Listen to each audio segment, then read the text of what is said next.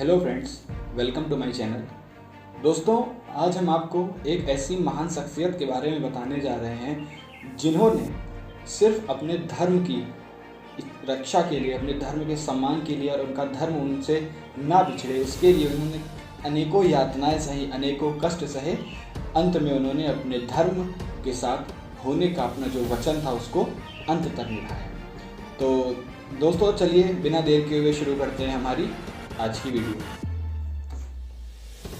सिर जाए ता जाए, मेरा सिखी सिदक ना जाए। जी हाँ दोस्तों, ये बोल थे हमारे महान सिख भाई तारू सिंह जी के। दोस्तों, भाई तारू सिंह एक ऐसा सिख नाम जो सिख धर्म के इतिहास में जिनका नाम बेहद गर्व से लिया जाता है।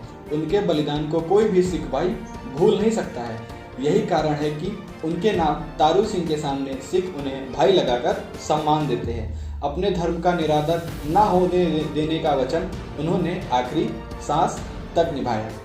यह बात तब की है जब गुरु की नगरी कहलाने वाले पंजाब के अमृतसर में मुगलों का राज हो गया था। वे अपनी इच्छा अनुसार हर किसी धर्म के व्यक्ति को इस्लाम में शामिल कर अपनी ताकत को बढ़ाना चाहते थे, लेकिन भाई तारू सिंह को शायद यह मंजूर न था। भाई तारू सिंह अपनी माता के साथ पहुला गांव में रहते थे।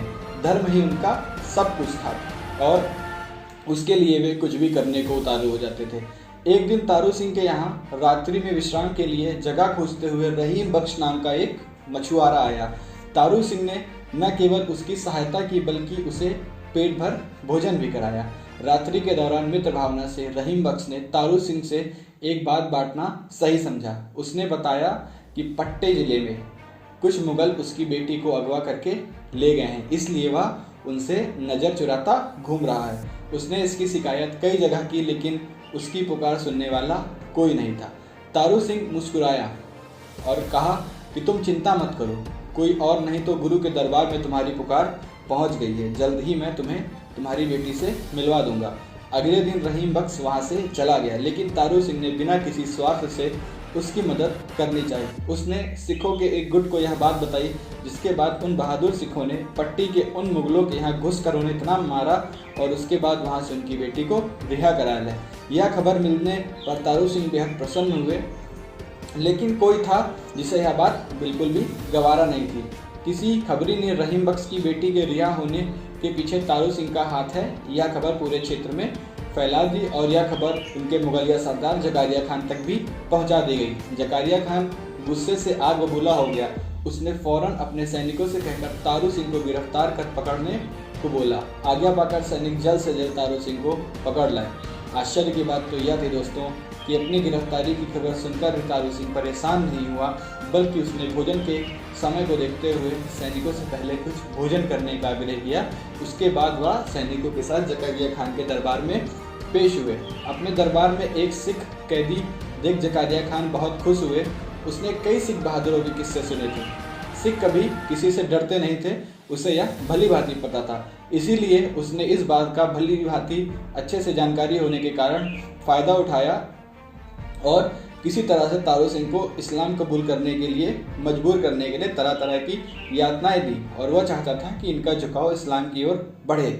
इसके परिणाम स्वरूप उनकी ताकत भी बढ़ जाती है, लेकिन यह सोच उनकी बेकार हो गई। जकारिया खान ने तारू सिंह से कहा, तारू सिंह, तुम जो किया वह माफ़ी के बिल्कुल लायक नहीं है, लेकिन मैं तुम्हें एक शर्त पर छोड़ सकता हूँ, तुम इस्लाम कबूल कर लो, हमारे मित्र बन जाओ। जकारिया खान का यह प्रस्ताव पहले ही तारू सिंह को पता था। उसके बाद ये मुस्कुराए और बोले, चाहे जान चली जाए, लेकिन वह अपने गुरु के साथ गद्दारी कभी नहीं करेंगे। तारू सिंह जकारिया खान की तरकीब को भली भांति से समझ चुके थे। जकारिया खान ने तारू सिंह को कैद खाने में बंद करवा दिया, क्योंकि उन्होंने इस्लाम कबूल करने से मना कर दिया था। रोजाना तारू सिंह के पास तरह तरह के लोग आकर के उनको तरह तरह के लालच देते थे, जिससे कि वो इस्लाम कबूल कर लें। लेकिन अंततः जब जकारिया खान अपने हर प्रयास से हार गया तो उसने इन्हें सजा देने का फैसला किया। उसे दो बड़े पहियों के बीच बांध दिया गया। कई तसीहे दिए गए, लेकिन तारू सिंह ने उफ तक न किया।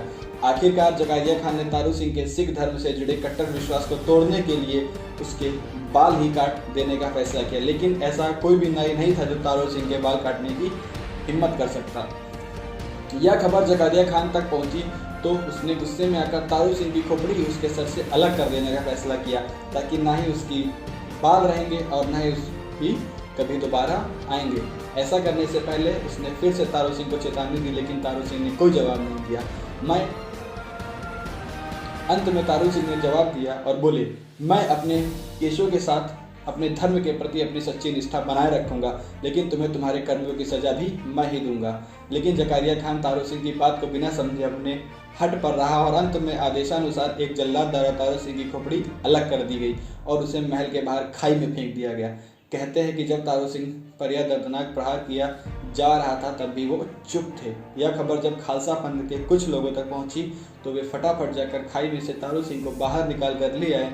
तारू सिंह को एक धर्मशाला में लाया गया जहां उसकी मरहम पट्टी कराई गई, लेकिन कुछ संभव इलाज के बाद तारू सिंह ने आगे का इलाज कराने से मना कर दिया और अपना ध्यान गुरु को याद करने में लगा दिया। तारू सिंह की इसी बहादुरी को संसार ने आज तक याद रखा हुआ है और लोग उनकी इसी बहादुरी के सामने हमेशा नतमस्तक रहते हैं। धर्म की रक्षा हेतु आने वाले सभी ने इस वीर बलिदानी को तारू सिंह के नाम के अलावा भाई तारू सिंह के नाम का महान दर्जा दिया। इतना ही नहीं, भाई तारू सिंह को सम्मान देते हुए सिख धर्म की अरदास में भी उनकी शहीदी को जगह दी गई। अरदास के एक खतन में खोपड़ियाँ लुहाइयाँ बोला जाता है, जो शहीद भाई तारू सिंह की याद में शामिल किया जाता है। तो दोस्तों, कैसा लगा आपका वीडियो?